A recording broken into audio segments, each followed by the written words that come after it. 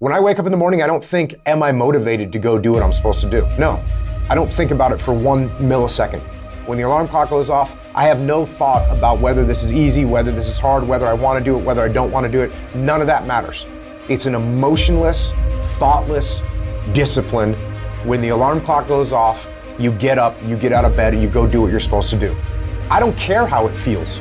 I don't care if it's easy or hard. It doesn't even matter to me. It's just a reaction, it's a discipline, and it's life. And that's the way I choose to live my life. It is not what you perceive about me. It's what I perceive about me. It's not what they say about you that matters. It is what you say about you that threatens your destiny. You will never be defeated by what they say about you. You will be defeated by what you say about you. The difference between successful people and non-successful people is here. You have to change this. So if you're at a place in your life and you ain't happy with it, you have to change some things. But you have to make a conscientious decision that you're going to change. And it's not dependent on anybody else. It don't matter what your mama think. It don't matter what your coworkers think. It don't matter what your siblings think. It don't matter what your children think. It don't matter.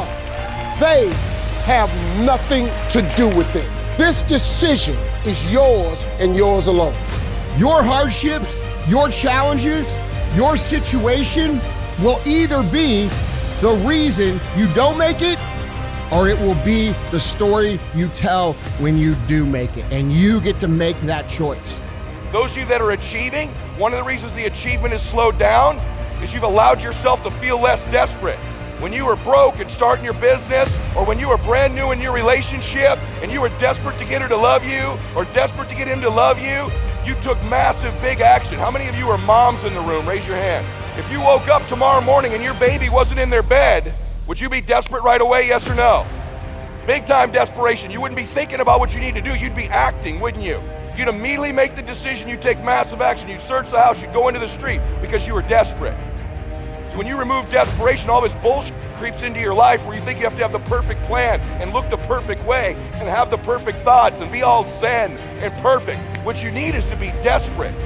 What you need is to get after it. Your imagination, you the only one can see it. You're the only one can see it. The problem with your imagination, though, is you tell it to the wrong people. How many times have you had this really incredible idea and you took it to your family and your friends? You shared it with them and they shot it down. You know why they shot it down? Because they couldn't see it. See, all this stuff you've been imagining, you ought to start working on it. Your real life is in your imagination. Dust off your imagination and just go for it. You got to try. Quit waking up thinking you ain't got no say-so in your life. You have a choice in this matter. You can't stop what happened to you, but you can doggone sure do something about what happened to you. Life is 10% what happened to you, is 90% what you do about it. I don't care if you have to inch your way day by day, even if you have to get down and it hurts and it's hard and nobody can see what you're really going through. If you don't quit. If you want to know something about yourself, sit on your bed one night and say, what's one thing I'm doing wrong, that I know I'm doing wrong, that I could fix, that I would fix? You meditate on that, you'll get an answer. And it won't be one you want, but it'll be the necessary one. Everything that's happening to you is God is processing. Every difficult moment you're having, He just processing it. That's all He's doing. Everything you're going through is preparing you for what you ask God for. And if you need to be tough when you get to where you're going, then He gonna toughen you. If you gotta be more caring along the way, He gonna let you have some trials come your way that's gonna have to produce that in you.